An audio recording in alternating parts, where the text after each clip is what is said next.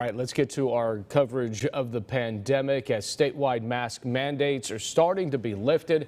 We're seeing a sharp decline in COVID cases here in the Valley. KC24 weekend anchor Jennifer Ortega in studio with us tonight with the latest numbers and what health officials are now saying.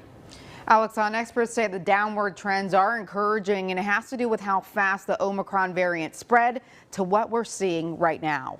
We're hopefully past the phase that we need to do this widespread universal shutdowns, social distancing, and masking for an entire population as a whole. Dr. Kenny Bond with the University of California at San Francisco says the downward trend in positivity rates has a lot to do with people starting to build natural immunities. It swept through and got a lot of people in the valley, but also since so many people got infected, less people are available to be infected, so then the infectivity quickly falls down. If we look at the numbers, at the start of the year, Fresno was at a 5.9% COVID positivity rate per 100,000. As the Omicron variant spread, we saw a quick spike of those numbers towards the end of January to 34.1%. Omicron was an extremely infectious variant that has come through. And the interesting thing is the more infectious, the faster it catches on. Actually, that's pretty typical. The faster it goes up, the faster it'll come down. As we wrap up the month of February, we're seeing a significant drop in people testing positive to 12%.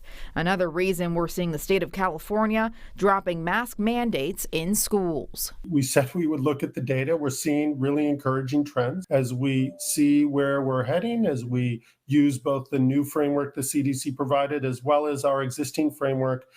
This feels like the right time. Experts say they're hopeful we can start to transition to a post-pandemic phase and treat new variants that pop up more like the flu. There's still a fairly moderate amount of COVID still being passed around in the area. So just be aware of that as masks are coming out in schools, in indoor settings, that, you still can get infected.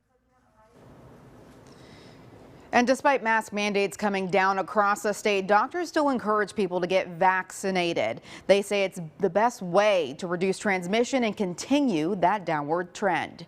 Live in the studio, Jennifer Ortega, KC24, local news that matters.